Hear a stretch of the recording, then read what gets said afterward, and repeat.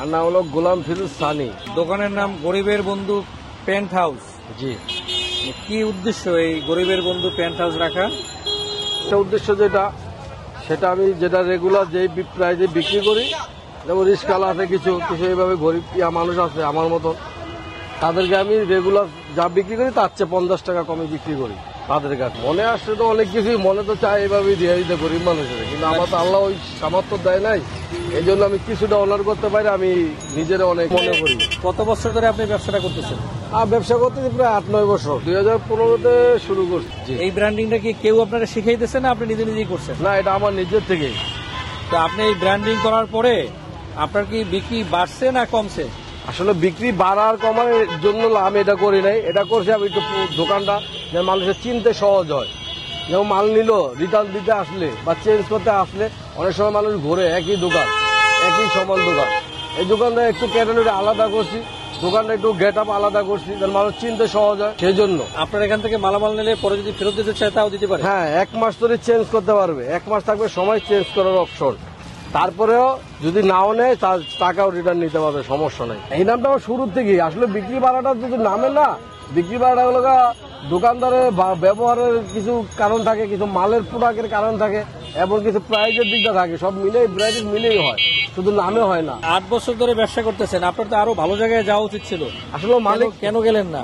মালিক না চাইলে কি যাওয়ার সাধ্য কারো নাই, যদি আল্লাহ দয়া না করে তাহলে কারো যাওয়ার সাধ্য নাই। ব্যবসায় কখনো লস খেয়েছেন? ব্যবসা অনেকবার লস খাইছি, আর দ্বিতীয় কথা হলো আমি ব্যবসাটা পুঁজি যখন নামছি তখন আমার হাতে টাকা ছিল না, আমি সুদের উপরে নিয়ে নিছি, হাতে ফোন ছিল, বিক্রি করছি, ধার দেলাগিরি ব্যবসাটা প্রথমে শুরু করছি। প্রথমে আমি শুরু করেছিলাম প্রায় 60,000 টাকা, তখন এই গাড়ি ছিল না, আমি ভ্যান ভাড়া নিয়ে করতাম, এক বছর করছি এইভাবে। পরের বছর আমার মেজারম্যানে আসলো, এটা বানাইলে এভাবে ভালো হয়, মাল বস্তা করলে সমস্যা হয়, কার্টন করলে সমস্যা হয়, বৃষ্টি আইলে এক জায়গায় অন্যদের দাঁড়াতে হয়, ওই মেজারমেন্টে আমি এটা বানানো হয়েছে। আপনার ছেলে মেয়ে কয়জন? আমার এক ছেলে। বিয়ে করছেন কোথায়? বিয়ে করছি আমাদের বাড়ির পাশে। বাড়ির পাশে? জি। কি লাভ ম্যারেজ না অ্যারেঞ্জ ম্যারেজ? লাভ ম্যারেজ না, আমাদের করোনার সময় লস হয়েছে বেশিটা, অনেক সময় দোকান বন্ধ ছিল, ওই টাইমে বেশি লস হয়েছে, তারপরে অনেকবারই লস হয়েছে। মানে লসটা মূলত হয় দোকান বন্ধ থাকলে?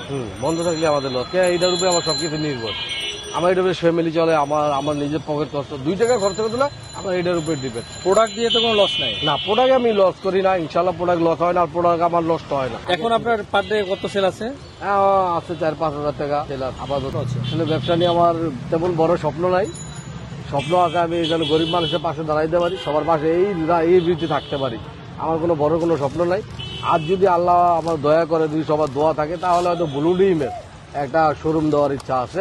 যাদের জন্য আপনি এই কাজটা করছেন তারা কি জানে?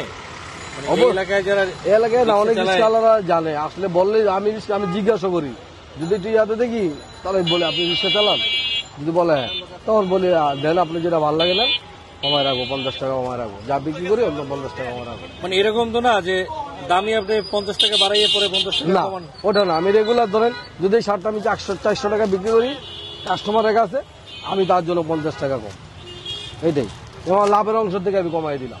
আপনি তো অনেক ধরনের ব্যবসা আছে, আপনি এই ব্যবসাটা শুরু করলেন কেন 8 বছর আগে? আসলে কাপড়ের প্রতি আমার খুবই আছে, আমি বিদেশের জন্য আসলাম ঢাকা, তখন আসলাম বিদেশের জন্য, আমি 2015 শুরুতেই আসলাম, 3-4 মাসের বেকার ছিলাম বিদেশে যাওয়ার জন্য, ভাগ্য হয় নাই, ভিসা আসার পর যাইতে পারি নাই, তখন উদ্যোগ দিলাম আমি ফুডেই ব্যবসা করবো, দেখি ফুডে কি আছে, মানুষ নিজের থেকে হয়তো আমি নিচেই নামবো। তখন থেকে আমি একটা ভ্যান গাড়ি ভাড়া নিয়ে আমি মাল অল্প পাই না, মানে বিক্রি শুরু করি, এ থেকে এরপরে এটা বানাই। আলহামদুলিল্লাহ ভালোই ছিলাম, এখনো ভালো আছি, শুকরিয়া আল্লাহর কাছে, আল্লাহ সুস্থ রাখছে, এটাই আমি সবচেয়ে শুকরিয়া করি। আপনি যদি বিদেশে যেতে পারতেন, তো বিদেশে প্রবাসী যারা থাকে আর আপনি দেশের মাটিতে আপনি 2 টাকা ইনকাম করতেছেন, আপনার কাছে কোনটা ভালো লাগে বেশি? আসলে আমি বিদেশে কখনো যাই নাই, তখন একটা বিদেশে যাওয়ার মানে ছিল, চাহিদা ছিল, তখন আমি আবার সংসারও করি নাই, আমি বিয়ে করি নাই, তখন আমি বিয়ে করছি 18-তে, বিয়ে 18-তে করছি, তখন বিয়ে করি না, ওই জন্য আর কি বাড়ির থেকে একটু চাপ ছিল বিদেশ যাওয়ার জন্য, ভাই 50 টাকা একটু ভাঙতে দেন না কষ্ট করে কালকে, তখন বিদেশ যাওয়ার এই জন্য বাড়ির থেকে চাপ ছিল, আর আমারও ইচ্ছা ছিল, সেই জন্য আর কি বিদেশ। আর এখন তো বিদেশ যাওয়ার কোনো মন মানসিক নাই ভাই, প্যান্ট কোনটা নেবেন আইসেন, ইনশাল্লাহ কমে পাবেন, এটুকু আমি বলতে পারি। শার্ট আপনি দিচ্ছি না ভাই, শপিং নেন, দেন এই মাল কোথাও না, এই মাল আনাইছি চট্টগ্রাম থেকে, এই মাল মিরপুরের না ভাই। রং যেটা উঠবো ওটা দিব না, ইনশাল্লাহ আমার মালের রং উঠে না। তারপরে বাইসাইজ যদি হয়ে যায় তাও আমি মাল চেঞ্জ করে দিই, হয়ে গেল আমি চেঞ্জ করে দিই ভাই। প্রায় বিভিন্ন রেট আছে, আপনি 450 থেকে শুরু করে 800-900 টাকা পেন আছে, ঠিক আছে ভাই। 450 কটন বডি নিতে পারবেন, এটা আমি রেগুলার বিক্রি করি, 500 বিক্রি করি 450 ভাই। ভালো কোয়ালিটি কটন বডি, ভালো কোয়ালিটি আমিও পরি কটন বডি। আর সবচেয়ে ভালো ডেনিম মাল। ঈদ উপলক্ষে কিছু আমি দামি মাল করি, কালকে আবার ঢুকাবো কিছু দামি 5-6টা কালার, আপাতত 2টা কালার ঢুকাইছি, টাকা পয়সার সমস্যা প্রবলেম ছিল এই জন্য ব্ল্যাকটা ঢুকাইছি, এটা ঢুকাইছিলাম। আর এই দুটো বিক্রি শেষ পর্যায়ে কালকে হয়তো 4-5টা দামি মাল ঢুকানোর ইচ্ছা আছে যদি আল্লাহ রহমত করে। হ্যাঁ আসি ইনশাল্লাহ, একদম ঈদের দিন সকাল ধরেই আসি, আবার ঈদের 3 দিন পরে দোকান খোলা আছে, সমস্যা নাই, টেনশন নাই ভাইয়ের কাছে, সব ধরনের অপশন আছে। আমার ডেইলি দোকান শুরু করেন কয়টায়?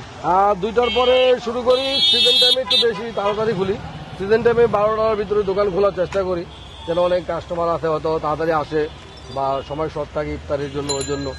আর এইভাবে 2টার পরে আমি দোকান খুলি।